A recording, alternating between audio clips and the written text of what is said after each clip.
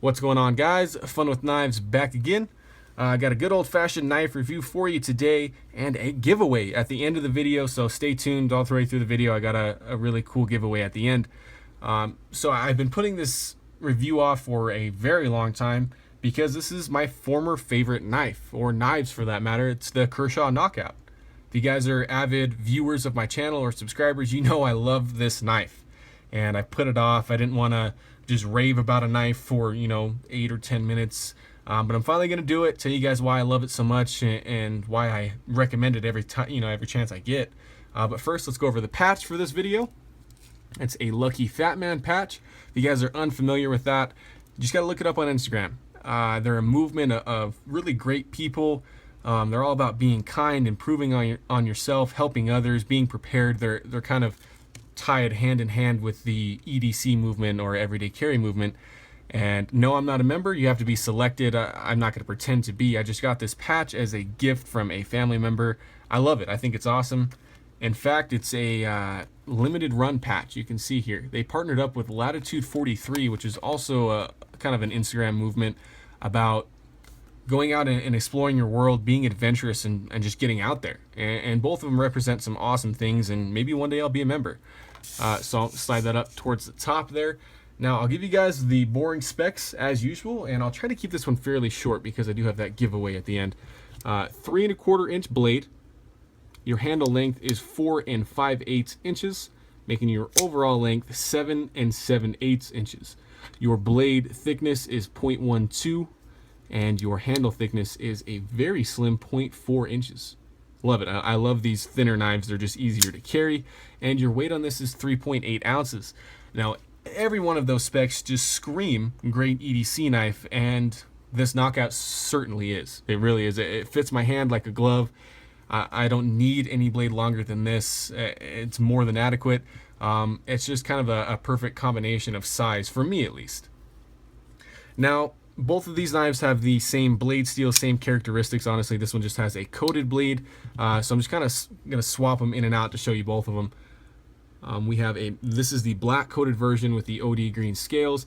Both knives have Sandvik 14C 28N steel. Great mid-range steel that Kershaw uses on a ton of their USA-made models, this one included.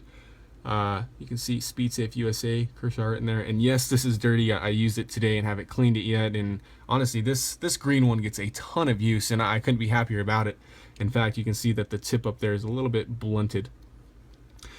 So this has a flat grind. It's almost a full flat grind, but you got a little swedge taken out on top. Your blade thickness is just right. I think that 0.12 is just right for a lot of folders. Your grind travels a pretty good distance, making this a good slicer. It's got a nice acute edge on it to get those normal EDC cuts that you do. And then you do have a fine enough point to do those detail tasks, and that swedge gives you a little bit of robustness behind the tip too. So I love the blade steel in this, guys. It's fairly easy to sharpen. It's not a super steel by any means, but it's a good mid-range steel.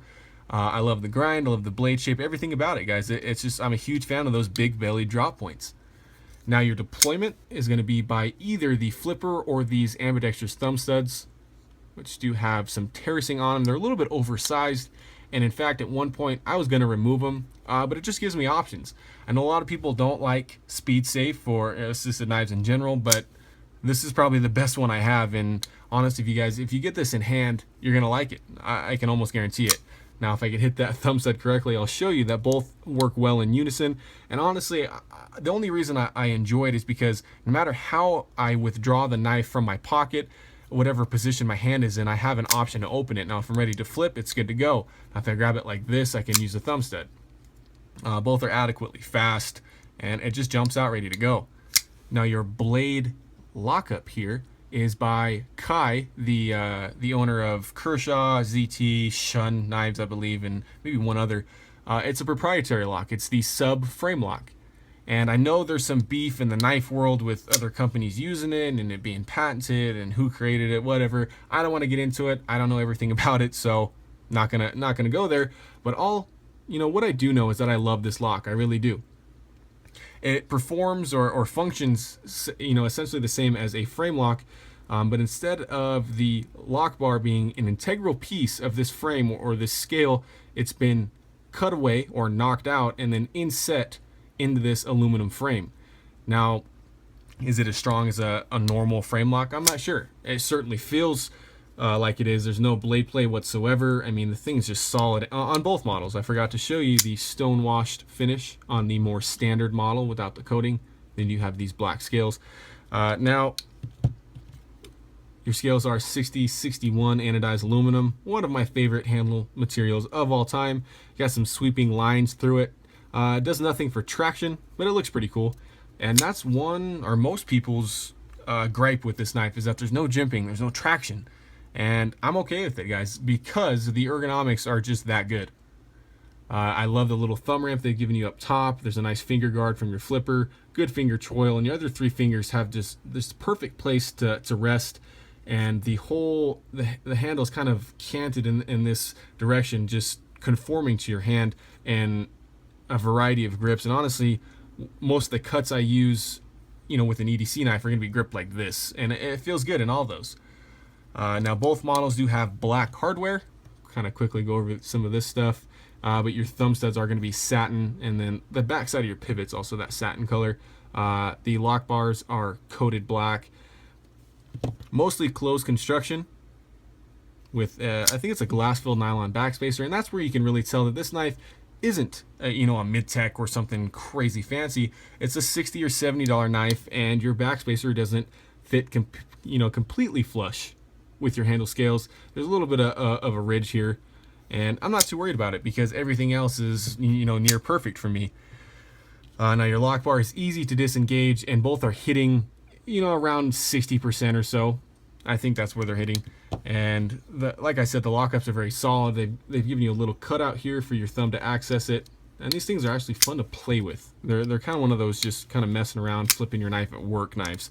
But they're so capable that they're kind of the best of both worlds. Now, your pocket clip is one of my personal favorites. It's a loop over deep carry design. It's the same kind of clip on the Kershaw Cryo, the Kershaw Camber, the ZTO220, very similar design. It deep carries, with a little bit out of your pocket, but it is four-way repositionable. Any corner of the knife for you lefties, for the people that want to carry tip down, it carries great.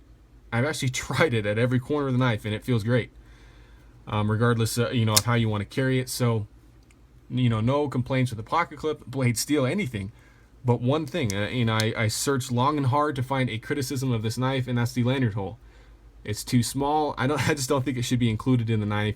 Can't run paracord or any normal material through that very easily, and I don't think it should have been included. But maybe the knife lanyard aficionados would have been mad that they didn't even have an option. So that's a knockout, guys. USA made, aluminum handled, great blade shape. Proprietary, kind of a unique lock that you don't find a lot. And do I recommend this knife? Absolutely, guys. It cost around 60 or 70 bucks. They used to make them in a specialty LMAX version with brown scales. I think those are sold out everywhere pretty much, but the price increases quite a bit for that. But for 60 or 70 bucks, guys, I don't think you can do a whole lot better. Now, I know that's my bias talking here, that I love this knife so much, but it's my favorite knife under $100 that I currently own. It beats the Kershaw Blur, the Skyline, the Leak, the Shallot by a mile, I think. Out of all USA-made Kershaws, I think the Knockout's the best, other than their Launch series, which, their autos with better steel and stuff.